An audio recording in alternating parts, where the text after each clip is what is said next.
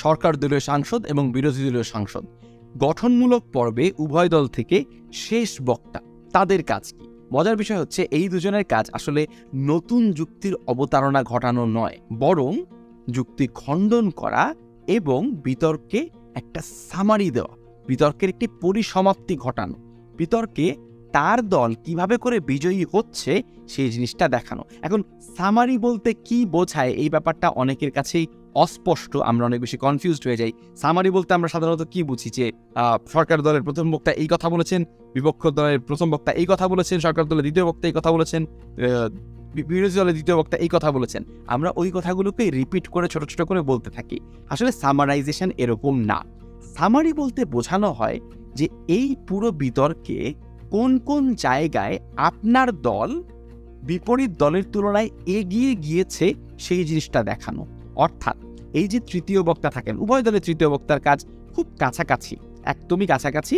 উভয় দলের তৃতীয় বক্তাকেই বা সাংসদকেই সামারাইজ করতে হয় এবং তাদের ভূমিকাটা অনেকটা একজন বিচারকের মতো, একজন বায়াসড জাজ বলা হয় সাংসদকে। অর্থাৎ তৃতীয় যিনি বক্তা থাকেন তাকে একজন বায়াসড জাজ বলা হয়। আপনি যদি সরকার দলীয় সংসদ সদস্য হন, আপনাকে এমনভাবে বক্তব্য দিতে হবে যেন আপনি বিতর্কটা বাইরে থেকে দেখছিলেন এবং দেখে আপনার বারে বারে মনে হয়েছে যে সরকার দল এই বিতর্কে বিজয়ী হওয়া উচিত, সরকার দল এইখানে বেটার কন্ট্রিবিউট করেছে, সরকার দল ওইখানে বেটার কন্ট্রিবিউট করেছে।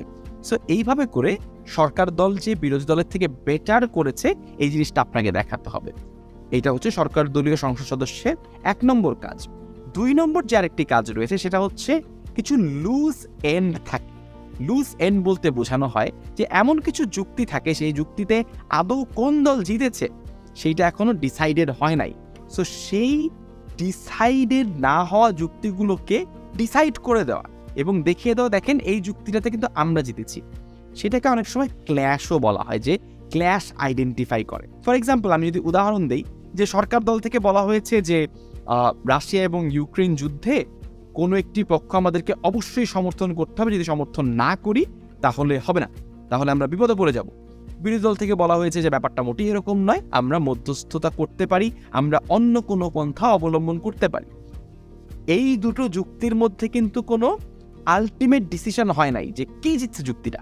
আপনি তৃতীয় বক্তা হিসেবে, সংসদ সদস্য হিসেবে এমন কিছু বলতে পারেন যার মাধ্যমে আপনি প্রমাণ করতে পারেন যে এই জায়গাটাতে ক্ল্যাশ লেগেছিল, এই ক্ল্যাশটা আসলে আমার দলের পক্ষে আসে, কারণ আমরা প্রমাণ করতে পেরেছি যে আসলে সরকার দলের হলে আপনি বলবেন যে কোন একটা পক্ষ আমাকে অবশ্যই নিতে হবে, বিরোধী দলের হলে আপনি বলবেন যে না, আমরা নিরপেক্ষ থাকলেও চলছে।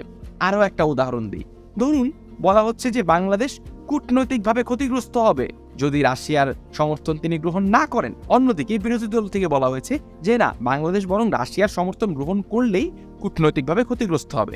সো একই বিষয়ে 2 দল থেকে দুটো ভিন্ন ধরনের বক্তব্য এসেছে, একটা ক্ল্যাশ হয়েছে।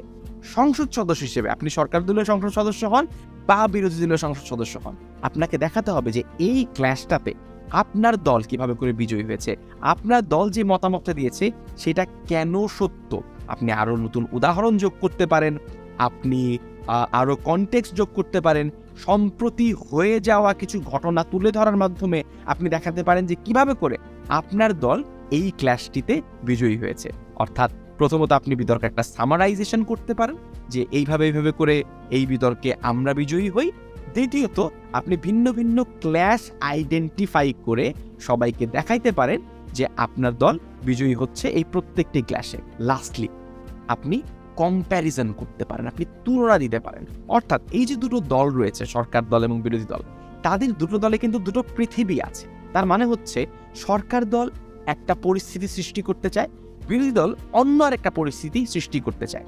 আপনি এই পরিস্থিতির সাথে এই পরিস্থিতিকে তুলনা করতে পারেন। এটা আমরা এমনভাবে করি যে যদি সরকার দল আজকে বিজয়ী হয় তাহলে যেই পৃথিবী তৈরি হবে সেই পৃথিবী বেশি শান্তিপূর্ণ, নাকি যদি বিরোধী দল বিজয়ী হয় তাহলে যেই পৃথিবী আসবে সেই পৃথিবী বেশি শান্তিপূর্ণ। অর্থাৎ সরকার দলের কথা যদি আপনি শোনেন তাহলে বাংলাদেশের বেশি লাভ হবে, নাকি আমাদের কথা যদি শোনেন, বিরোধী দলের কথা যদি শোনেন তাহলে আমাদের বেশি লাভ হবে। এটাকে বলা হয় ওয়ার্ল্ড কম্প্যারিজন।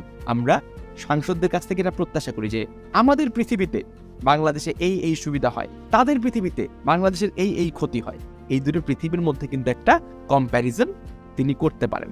এবং অবশ্যই যেটা আগেই বলেছিলাম, যে কোনো বক্তার জন্যই তার আগের বক্তাদের কথাকে খণ্ডন করা, অর্থাৎ তার বিপক্ষ দলের যারা রয়েছেন তাদের কথাকে খণ্ডন করা একটা অবভিয়াস কর্তব্য। এটা নিয়ে কথা আমি আলাদা করে বলছি না।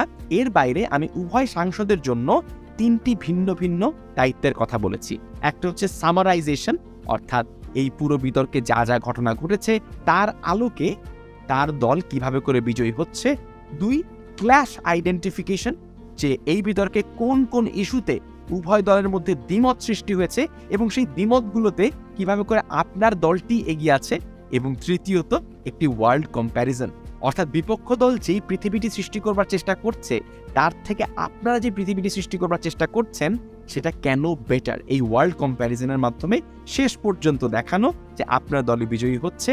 মনে রাখতে হবে যে সাংসদের দায়িত্বটি কিন্তু একটি বিচারকের মতো, একটু বাইরের দৃষ্টিকোণ থেকে বিতর্কের বাইরে গিয়ে দেখা যে এই বিতর্কে আসলে কে বিজয়ী হচ্ছে।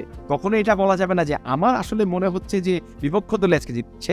সবসময় আপনাকে নিজের দলের পক্ষেই কথা বলতে হবে, নিজের দলে সাফাই গাইতে হবে এবং নিজের দলে সাফাই গিয়ে প্রমাণ করতে হবে যে আপনার দলই বিজয়ী হচ্ছে।